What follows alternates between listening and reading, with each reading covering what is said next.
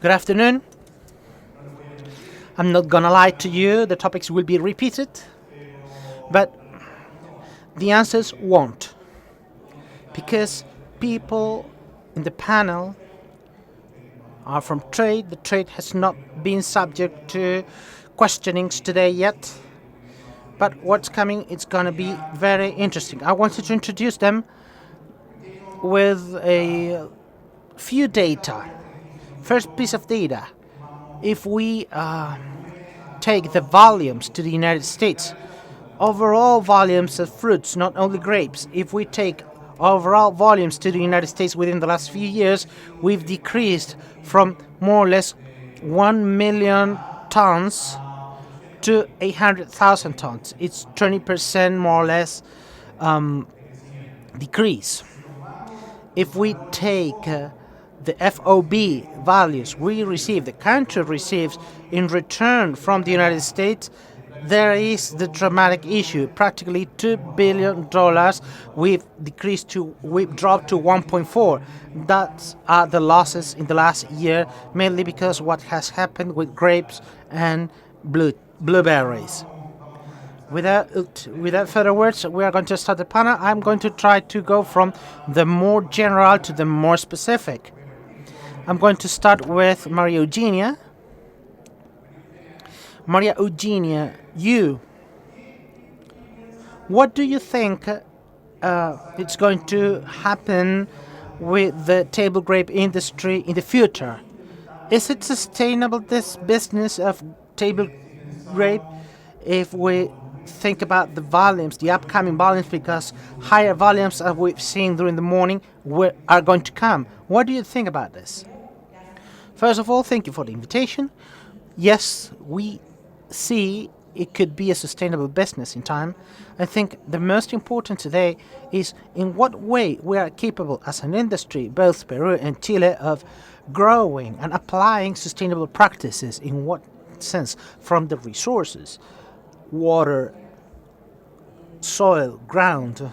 Investing on technology is perhaps one of the commodities that are worked on in a very flat manner. Investment in technology is being seen in the last few years. Then I think it is a challenge to make this sustainable through technology. I also think the role of new varieties have made their work from the higher yield per hectare standpoint. Although this is responsibility of growers, there is also responsibility of the industry as a whole, that we see how to make a more sustainable business, thinking when the fruit reach to the origin. We have to manage looking at the production peaks, and when it arrives to the United States, how we are capable of handling and moving that fruit. Is we are irresponsible and we maintain these peaks and fluctuations in the arrivals.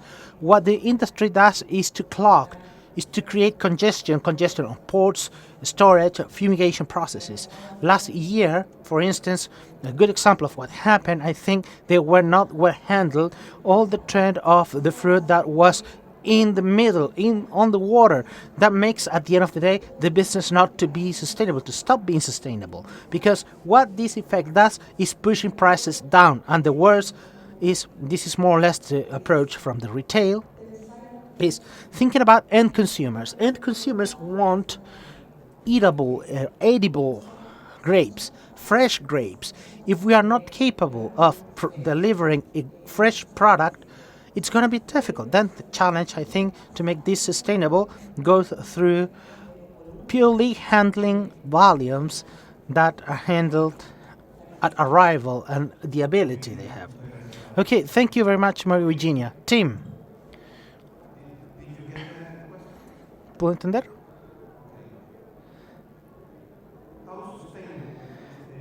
¿Qué tan sostenible es el negocio in the increase of the volume that we are expecting for the next years?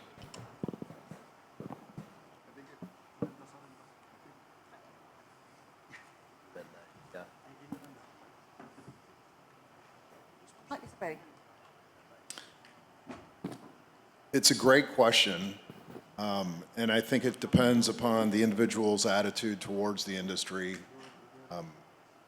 If we continue to do things as an industry the same way that we're currently doing them, and it's probably not sustainable. The volumes that we're seeing in multiple countries of origin are significant. There are challenges that we face, and to continue to do things the same way is probably a mistake.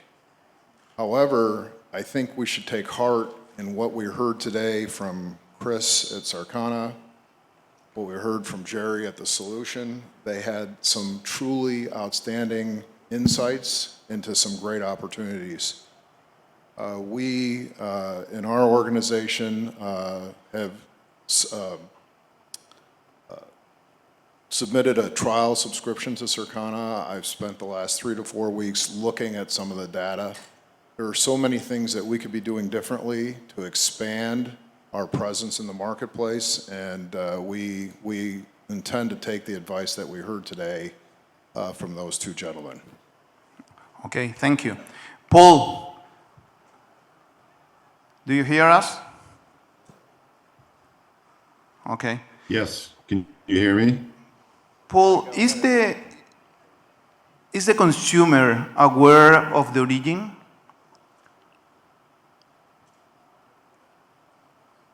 The consumer knows about if the origin is Chilean or Peruvian? So I think the customer's main objective is to have a flavorful product, flavorful grapes, flavorful blueberries. Taste is the most important. So I don't think origin makes that much of a difference. When you look at the decision tree from a consumer, they want flavor, taste, sugar, eatability very first, and then the other things come into play after that. When you think about just from a sustainability standpoint, customers don't understand that. So they think sustainability is recycling. So when you look at countries that are doing sustainable products and selling sustainable products as a competitive edge, we need to do a better job explaining that to a customer. Okay, thank you. Marcial, ¿qué piensas tú en cuanto al origen? ¿Es importante el origen? ¿Debemos aspirar? Do we have to aspire to the origin, that consumers to know the origin? I always put the same example. Wine has been very successful in putting the origin as an value-added attribute in the marketing. It is so important, the difference with other products, for instance with fruits, that when people buy wine, a bottle of wine, they are taking the country to their table. That doesn't happen with fruits. Is the origin important? What's the status of origin in consumers' awareness? Under current conditions, it is not. Nobody cares whether they are Peruvian, very respectfully, whether they are Peruvian, Chilean, or South African. What consumers are going to seek on stores are grapes. We're making huge efforts to try to sell mangoes through grapes, as well as sending tropical flavors through grapes, and what grapes need is being consistent and being with flavor. And it's been installed in some categories that perhaps today I heard from one of the lecturers about the size, the consistency, and it seems the flavor was the last feature. The question we have to ask ourselves about that is, who did that classification of features that fruits may have to create a concept we want to install here, which is eating velocity? What we have to achieve is people to buy grapes, but also to eat grapes. To get home, they pick up the 1 pound bag in 2 days, they eat it in 2 days, they come back to the store and buy again. The eating velocity is a concept we are not taking care of. When we put a huge 26 millimeter grape, a child is not going to eat that, or it eats it in three months. Who said that creating 24 or 26 pound varieties increased the consumption? I don't know. We have to make an exercise and putting children to eat grapes and figure out how fast they eat those grains. It was also mentioned the bottom candy. I call it the Taylor Swift of grapes. Blunt, sweet, and other features. But the Taylor Swift of grapes, is one. I think we're not going to repeat this. And it's been a fantastic creation. I love what they did with this, thanks to the Taylor Swift, I've never understood that, but the cotton candy, I understand that better. The cotton candy has a particularity which is priceless. Flavor, in my opinion, is secondary. I'm going to give my reasons. My child is going to turn 6 and he eats a cotton candy bag in 2 days. Why does he eat it? Because it is sweet. He has not cognitive relationship with the cotton flavor Americans have. He was born in the United States, but he's not been immersed in the American culture. I eat a cotton candy bag very fast because it's sweet, it's yummy, but we want today is a sweet mesh. And what is the size of cotton candies? 20, 22 millimeters. That's, in my opinion, the perfect size. I've been 4 days in the hotel in Santiago and I've eaten grapes every day, and I add 3 or 4 spoons of yogurt and they don't have more than 17 millimeter size. This idea that we've been pushing the system in creating new things, I don't know if this is the solution. The solution we are seeking is making a flat flavor. No, not making the flavor flat. Is giving consistency along the season. The same with sizes, etc., which is another good thing cotton candy did. It is sweet. Everybody put it in a pink package and they put a fantastic name that matches the flavor. That's what we have to copy. We have to do. Thank you, Marcial. John, what do you think about the main challenges to increase consumption of grapes?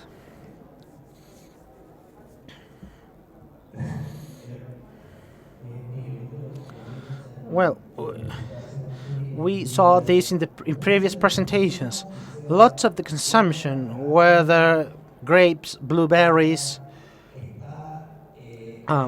is concentrated in educational level and income levels upper hike. 10-20% that eats lots of fruit, lots of vegetables. There is the 10 or 20% bottom down that they never eat. We have a good penetration, 70%. Part of what we talk the economy. On top, there's no problem. They eat all the time, but people in the middle, they're eating bananas because they are cheap and apples because they have 1 month shelf life. I think one of the thing is the shelf life, and the shelf life is not part of our categories. We need to distribute things faster to customers for customers not to feel the loss of quality and textures on shelves. To me, that's perhaps one of the best things we could do. Freshness. Thank you, John. Matthew, what do you think about the same? What are the challenges to increase consumption of table grapes? I'm going to answer in English to eternal optimism. I do think the business will continue to grow, consumption of grapes will continue. But my thoughts are very well aligned with what Tim said. if we stay on the same path that we are, and I'm probably answering the question more from the perspective of a California grower, the reality of the last 5 years has been characterized by far more cost inflation than price inflation, which is easy to do math. You don't need a PhD in economics to figure out that that lands you on a deterioration of margin. And currently, I think the sustainability, there's certainly going to be some companies and some origins of production which will be far more sustainable than others. And over my history, over my career, it's a pretty simple equation. Those companies which can deliver the product, can produce the product the cheapest and get it to destination the cheapest will grow in volume and market share. And those companies and origins that have higher costs will decrease in market share and volume. And so as we look at the next upcoming years, 4 or 5 years, I would say quite clearly that if we don't see some significant inflation in pricing in California, we've already gone through a lapse of 4 or 5 years with very little new plantings, and that will start to create gaps in production in the future, which will make us less well-positioned to service great customers like our friend María Eugenia here. But that being said, some of the things that have really put us at least in a fightable position at this point is increased yields from genetics. So kind of also addressing some of the things that John said, I'm certainly hoping that the next evolution of genetics incorporates improvements in shelf life, what I would call mildew resistance, bug resistance. And if we don't see some advances, at least in pricing to growers, I think that, there's certainly some victims of future economics. Okay, thank A you. mí, disculpa, me gustaría agregar algo. Sorry, Creo I que would la like to add something. I think consistency of the product today is key, because if you compare with a customer that is going to buy a grape or an apple, perhaps it's much more consistent. Organically speaking, it's much more consistent. And today with online sales, we expect buying grapes and that arrive home and having the same experience than the previous week. In grapes, that doesn't happen. You have variability of what the in quality is, what we were talking about, sugar, texture, and it is usually given by the freshness of the fruit. Then today the trend of buying online is key. If we are not capable of delivering a consistent product, I don't think, and there is also the concept that customers are origin agnostic. In grapes, it is an existence. What you want is green, black, red, and special grapes. You are not looking for Peruvian grapes or Chilean grapes. I think we, as industry, should be responsible for South America to have consistency in grapes, working on varieties, looking at the corresponding parameters, because competing, as you said earlier, seeking a size that perhaps we push to have it is not the suitable way. We have to look for what makes sense, and actually looking for our customers in the US to repeat buying. We're losing opportunities because we are not being consistent. Okay, thank you. Tim. En la mañana hablábamos de variedades. Found out that we are planting more than 150 varieties, new varieties. What do you think is the role of the trade on this? What is the responsibility of this, of the 150 varieties, of the trade? I think we have to make our decisions based upon what the consumer is looking for, what the consumer is telling us, and looking at these 150 or 155 varieties and determining whether or not it meets their expectations. And those varieties that don't meet those expectations, we shouldn't be considering them. Some people in this room look at this business as a commodity business. And others of us look at it as an opportunity to satisfy the consumer for what it is that they're looking for, and I think that's the approach that we need to take moving forward. So you could have 400 new varieties, but there might only be 10 or 15 that meet what the consumer is looking for. And the consumer is telling us what they're looking for. Chris, again, at Sarcana today, told us what some of those attributes are that the consumer is looking for. Okay, thank you. Paul, same question? Yes, I think there is an opportunity when you look at the generations on what they are expecting from their grape experience. And when you look at your older generation, they're expecting the reds and the greens and the blacks. And when you look at the newer generation, in order to create a new revenue stream within the category, I think that's when you look into the varietals like the cotton candies and like the different the varieties within the varietals. I think overall, if you have too many varieties, it confuses the customer and it gives that inconsistency that's been talked about to the customer, and that could result in a turnoff. So they're expecting something, they get something else, and then they will not come back and purchase again. In addition to that, I do believe that some limited time offer varieties certainly help customers. So that creates a demand. The customer knows when the limited time varieties come out, and they wait for that. And then when it does come out, it creates a urgency to get those grapes at that particular time. So I think there's having too much assortment does confuse the customer. But I do believe if you have the right assortment out there, as Tim mentioned, the right time, then you will win. Thank you. Marcial, esta temporada Thank you. vimos una cosa. Marcial, during this season we saw something was very particular, very good. We could move all the fruit at high prices during the whole season practically. Do you think that could be repeated in the future? Can we maintain that? Yes.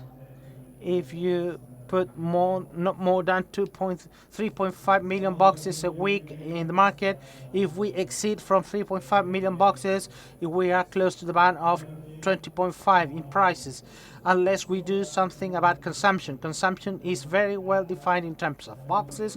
We know at least what the American markets can eat, and with high prices it has to be up to 3 million. 3.5 they work very well. 4 in 2 consecutive weeks we start generating a stock accumulation. Now we've simplified in the number of boxes, but the opportunities for growth we can generate in consumption are huge, and there we have to highlight the investment in marketing for us to investing less than $1 per ton in marketing in an industry that in only 2 producing companies over 150 million boxes is quite concerning. We have to make investments there. We have to start identifying, really, we talk about a lot about consumers, but in my opinion the ones who make decisions today on behalf of consumers are buyers. Wholesale buyers in supermarkets. They decide they want to have a Cyclop or Autumn Street on stores or Street Celebration or whatever, and they are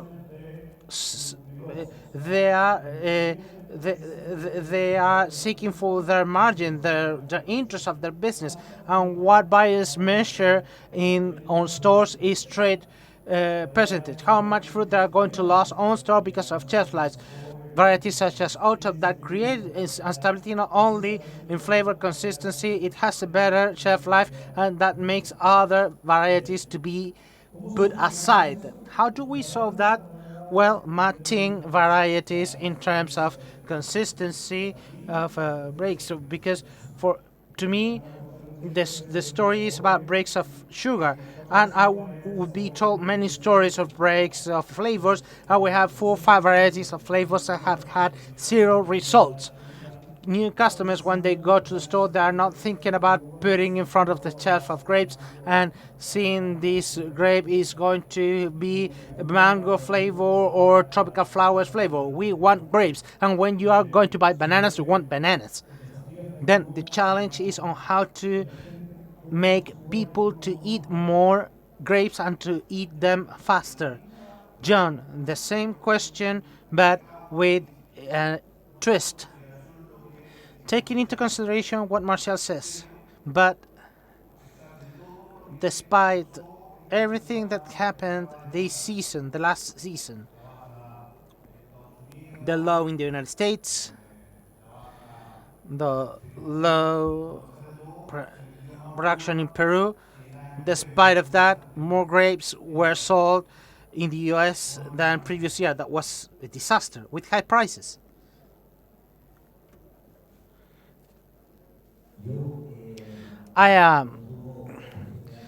When I had the opportunity as well as having close data, if we compare the last 12 months with Peru, Uruguay, California, 6 months of problem of vendors, and you compare with 2022, let's say if we have 2 weeks, in terms of money, we sold about 15% more.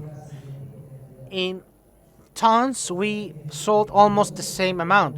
It is curious that if we see what was shipped to the US, there is much more loss that we are not accounting for.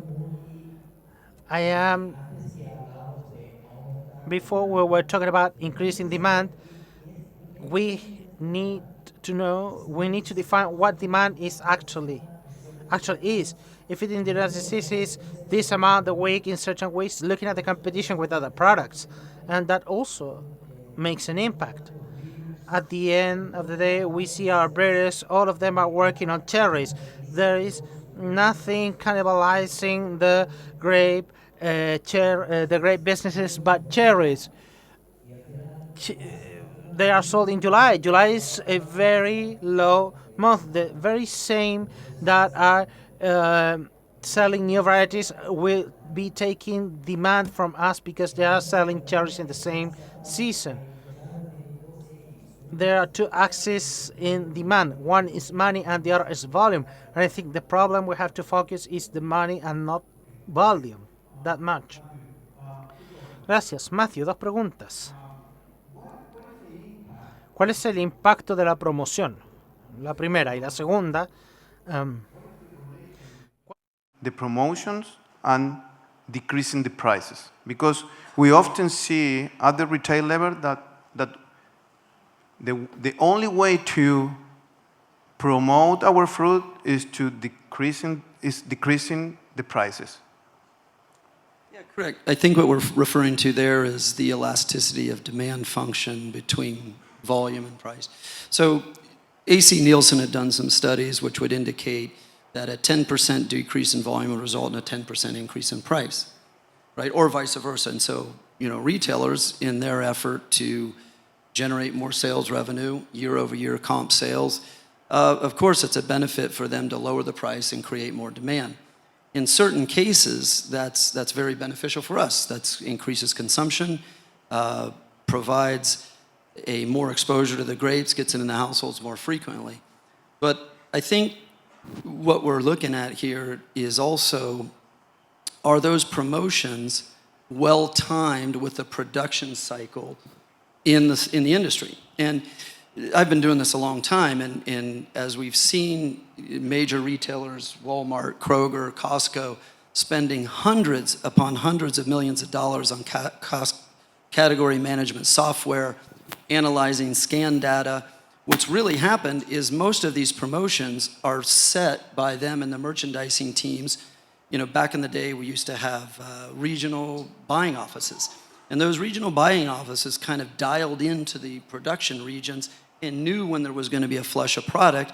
And of course, they would, call back to the wherever the store is based out of, the corporate offices, and say, hey, I think we've got some great opportunities to do some promotions. Well, now we live in a reality where there's a complete and utter disconnect between when promotions are programmed with retailers and when the product is actually available. So time and time again, we see major promotions happening when there's a shortage of product, and we have no promotions when there's a significant amount of product. And that's only been exacerbated by the simple fact that as you consolidate a group of retailers, And that means that instead of, right now, let's just say that the top 5 retailers in the United States represent roughly 50% of the North American retail market. Let's assume also they represent about 50% of the sales of grapes. So when we do that, the likelihood of 5 companies being all on ad or all off ad at the same time is much greater than if there were 10 or 15 companies. So we're seeing, actually, I don't know about you, Tim, but I see a lot more volatility and a lot more disconnect. So the promotions are great, but I think what we really do is need to take a step back here as all major retailers have centralized their buying operations, somehow get them more out and more connected to the growers and not do a merchandising plan for the next 12 months, but let's do a merchandising plan for the next 6 weeks. And that way, at least in grapes, with the shelf life, it permits you to work in a 6-week time frame. I think we could create a much more even demand cycle, which in the long run would benefit the sales of the retailers while also allowing us to maintain a little bit higher prices. I know that's a little complicated, a little technical, but that's the way I see the world. Okay, thank you. Paul, Iván, tengo un par de observaciones que me gustaría Of complementar con lo de... observation, I would like to complement with what's been said earlier. If we have the proper planning, promotions not necessarily have a negative impact on prices. The proper planning means being advanced to what is going to happen in 2 months. Earlier, there was a question, how in advance do we need to define a promotion? 6 weeks minimum. And I would say 8 weeks. If we can offer a retailer that consumes perhaps, and you perhaps may help me to debate or complement, or you may have a different view.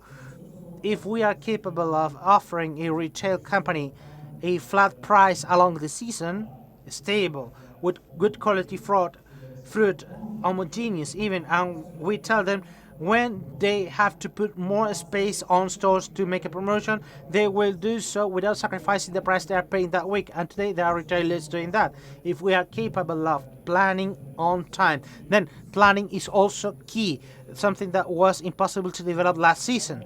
It goes hand by hand with planning, and it goes hand by hand with a flatter price. We mustn't be afraid to the 30 or 32 if it give us consistency along the season. If we started at 36, let's not wait. We're going to run a promotion on February the 15th at the same 36. That won't work. We have to look for flat prices with promotions that shouldn't have an impact on price. When the price is impacted by a promotion, when we start to improvise, when we have 20 marketers in the industry calling the same retailer offering fruit because we have our coolers overcrowded. There we generate impact on prices. But if we had planned in advance, I think we can reduce that impact. Thank you, Marcial. do you see a relation between the movement and price of blueberries with the performance of the grapes?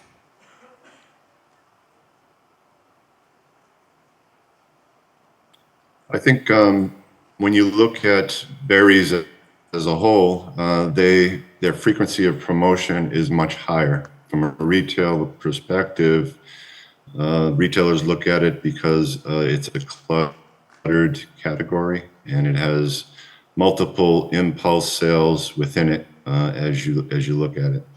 Generally, retailers will put grapes on sale.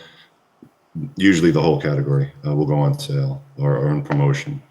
The reality of it is right now, and the good news is those promotions don't have to be as deep as they were ever in the past. And I think there's opportunity to promote certain varietals and not others in the category and build sales and build margin and increase the revenue streams for the growers by leveling out the costs. Just as what was just said, if you gave a flat cost across an entire season and let the retailer play up and down, I think that would be That would be certainly a challenge. I think it'd be more of a challenge from a retail standpoint because they wouldn't promote in the right places most likely. So I think the collaboration and the communication between the growers and the retail buyers definitely would be helpful to increase that and find a new way to elaborate on the season. Thank you. Me gustaría para terminar I'd like to wrap up the panel asking a question for all of you, the same question to all of you, and hopefully you could answer with the first thing coming to your mind. Para poder finalizar el panel, me gustaría to all of you and to get the first thought that you have with that question. The question is, sorry.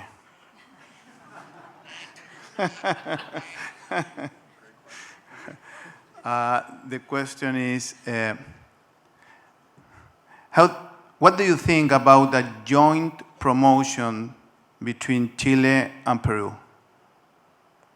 María Eugenia. Yo creo que I think we must be capable to be seen as one entity. Only one entity. I insist. Origin agnostic. I think that's key. Tim? Agree, but I wouldn't just limit myself to Peru and Chile. I would look much further than that. I would look to our friends from Brazil that are sitting in this crowd today. I would look to South Africa. I'd consider even Mexico. Mexico is starting to produce in some of the same time frames that the Southern Hemisphere is producing. There has to be a lot more collaboration industry-wide. Matthew? Same thing. I think all of us know fundamentally collaboration yields more value than fighting. Thank you. Paul? I think it's interesting question. I think we talked about it at the beginning. The customer view of the grapes is they want good quality grapes. I think it would be an interesting collaboration. Thank you. John?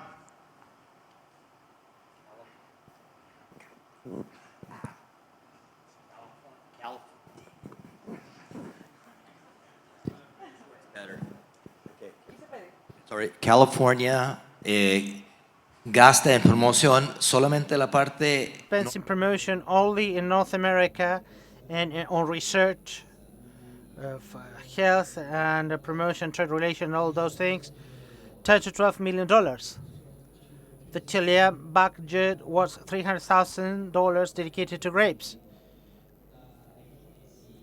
If,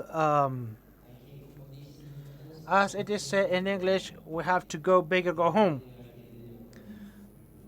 That's what we have to do in terms of money. Okay, Marcial, put everything you have.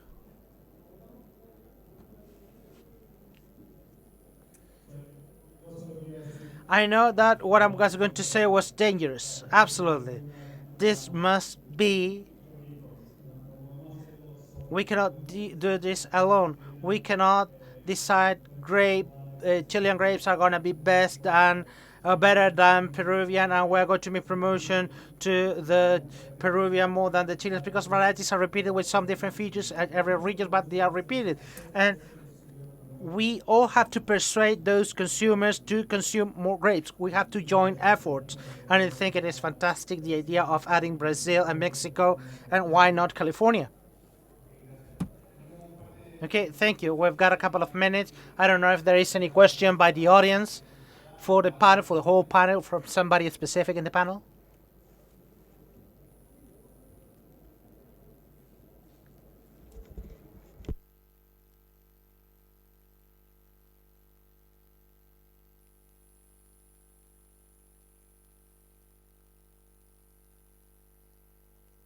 Hello, everyone. You said that the origin was not important. And I see you focus on the American market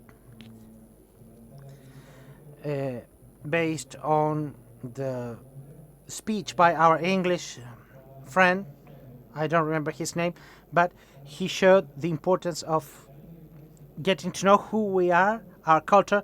There's a difference between Asian consumers and American consumers. Who wants to ask? I think culturally speaking, they are different. They are completely different countries. Cultures that are coming from the East and the West, and that makes the difference. I think we have to look at markets the way it should, one and the other in different ways. We must be capable of attending each market the way they should, taking into account their cultures. Around 15 years ago, they did a thing that was cool, country of level origin. That means all the products, fruit, vegetables, meats, fishes had to have their identification of country of origins, and those who promoted it was a protectionist measure.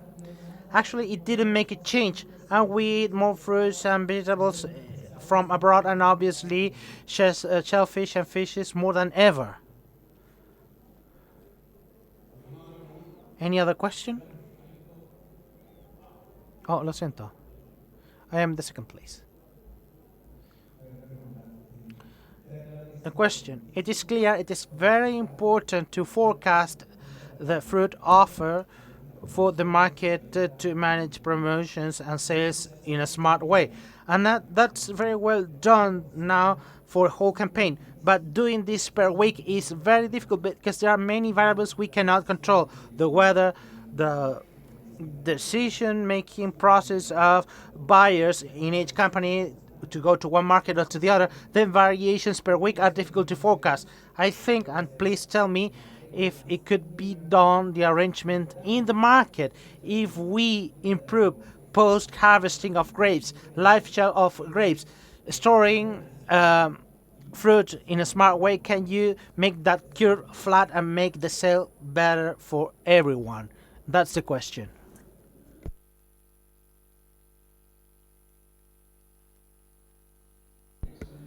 That's an excellent point. I would tell out of every country, the only or the best of all that gave us data as importers is Peru. Congratulations, Manuel. I don't know where is he, but when we talk, Chile is the second, Mexico is a mess, and there are no data from California. But actually, this data you are talking about helps a lot to program sales and production peaks. As I said earlier, we have to coordinate promotions with productions, sales, and that's precisely the way we are going to know. Clearly, any person who's going to manage field knows there's a plan, and that plan is exactly what doesn't happen. But we can adjust that plan on the run. Peru, at least, has made a census. They said clearly data from private, 66% of participants, and to me, data from Peru are by far the best. Second, Chile, but we as Californians is a shame. We compare amongst ourselves, and I mean these four countries, it could be Brazil too, but a full season is overlapping with the other. If not as a whole grape industry, if we don't have that procurement during these 12 months, and not only to the American market, but also with the Asian and European markets, for importers and traders is key. Tim? Complex topic because you have multiple countries of origin, you have shelf life expectations, you have market demand, you have better knowledge in some markets than others. But I think fundamentally, as a producer in the Southern Hemisphere that is targeting the North American market, specifically the United States, it's important that you're aligned with a partner, whoever that partner might be, that has knowledge of their customer base, what their customer demands are, and you're not just sending it to the market because you think the market might be good. They have to have a plan for your fruit. The fruit has to go to a specific customer, a specific retailer, and to quote-unquote play the spot market. Sometimes you're a winner, but often you're not. And those partnerships are critical because many of us up here on this stage are working with multiple countries of origin, and we have the responsibility to communicate to you as the producers on what we need and what we don't need. And if I need more from Peru and less from Chile, vice versa, Brazil, South Africa, that's incumbent upon me as a partner to you to communicate back. Thank you. Marcial?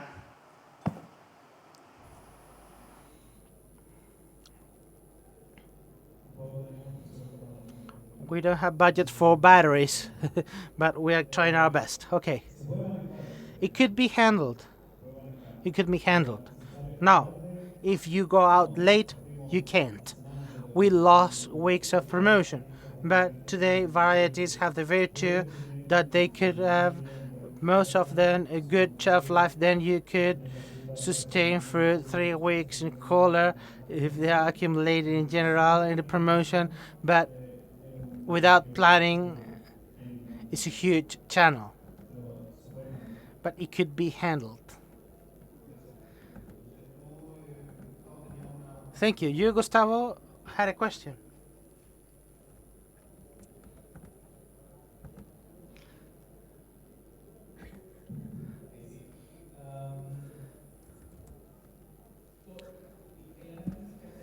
The analysis we do is when we can program, we can schedule market. We were talking about 6 weeks to 8 weeks to have good communications with retailers, and that's perfect. And that in coordination, Chile, Peru, Mexico, Brazil, as many as possible, fantastic. I think that's very good. But every certain number of years, 2, 3 years, those who have more experience, I think it's almost statistical, we've got some problem in the destination market, whether problems, over offer problems, and so on. And here, this is the question. I am doing what I always criticize. I talk a lot and I never ask the question. The question: shouldn't we, or shouldn't the industry, the importing industry, have a spokesperson in front of retailers to transmit that information in a responsible way of what's going on when those stocks are being accumulated in Philadelphia in different parts? Because every importer does that, perhaps. But I think there is a responsibility of importers or distributors in the United States for some sort of organization, formal organization, that allows to pass that message through. I don't know if it is a silly question.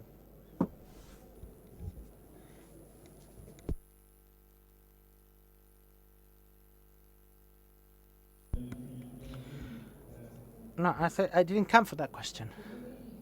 And I think it's risky from that standpoint, because I think it could be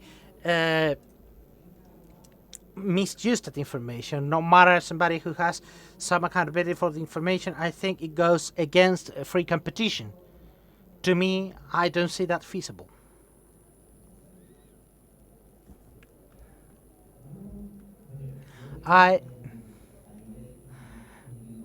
I would say individually, whether a regional of 100 supermarkets or a big one of 1,000, if have good communication with the vendor, they manage their customers. She's not responsible for selling the whole crop, but she's responsible for supplying her stores. There's one thing to remember. Thinking that we are very weak and having commodities and so on, the grocery stores or supermarkets sector in the United States is big, and there's a lot of competition. If you look at the earning calls, the financial reports, they say you have to have a lot of competition because everybody are dropping prices because there are political pressure, because their markets are very expensive. And then they are not responsible for selling our crops. They are responsible for supplying their customers. Then we also have to think on their behalf.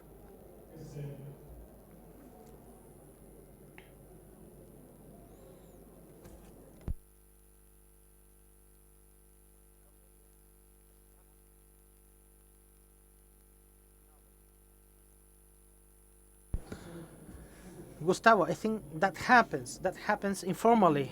There is a retailer I love, which is Alti. I'm gonna put it as an example. I don't know if there is anybody from Aldi here.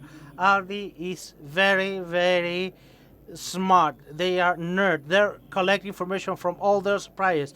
Most of us in this panel, who are buyers, who are marketeers, we are part of Aldi programs, and Aldi has meeting with all of us in the same week. Then they receive the very same information from all of us.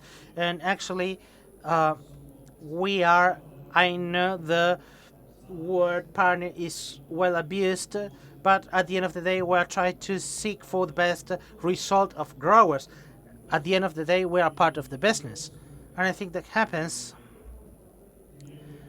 I would say bigger retailers such as, I don't know whether I can name it, but there is one which is more difficult, which is not from the most well-known, but it's more difficult because they don't like listening too much. But Costco also do very good planning, and they have very good communication, which is cross-wide. Besides, they do this from the outgrower to us marketeers. Then, without having to create this organization, I think the communication is in place, and Walmart does it very well because they have their sourcing teams on site that, besides, they are complemented with importers very well. Then it's hazardous, as they said, in terms of creating this thing that could be seen as a monopolium, in particular in the United States, but individually speaking, it happens.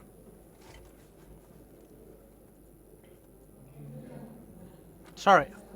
Fully agree with that comment. I think offices, for instance, us who have offices in different countries, gather information of what's going on in the origin market in order to have direct communication to buyers. In addition, as you said, it is also fed with the feedback received from importers. Then you make your own conclusions. But my initial comment, I said it is dangerous when you try to manage this from one single source that manages the others. That I wanted to clarify my point. Well, thank you very much, all of you. Thank you, Paul. Lots of insight behind everything you have said. Hopefully, we could apply what you are commenting in our next campaigns. Thank you very much once again. A round of applause for our panelists, please.